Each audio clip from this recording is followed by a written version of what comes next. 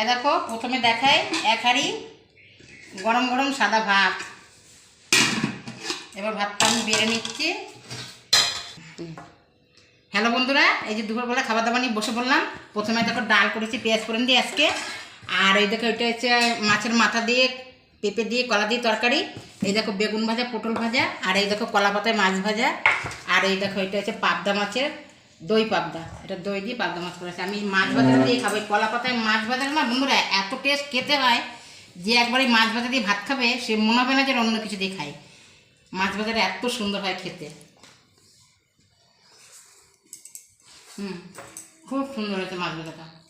যে মাছ ভাজা কি সব নিয়ে নিয়েছিস নাকি রে? না না আছে অল্পই করেছি। অল্পই করেছিস? বন্ধুরা তোমরা এরকম করে খেয়ে দেখবে, খুব সুন্দর লাগে খেতে। পাবদা মাছের দই পাবদা তো হেভি সুন্দর হয়েছে রে দিদি। কি সুন্দর তরকারিটা হয়েছে। একটুখানি নিয়ে যাবি তুই? আচ্ছা একটু দিস।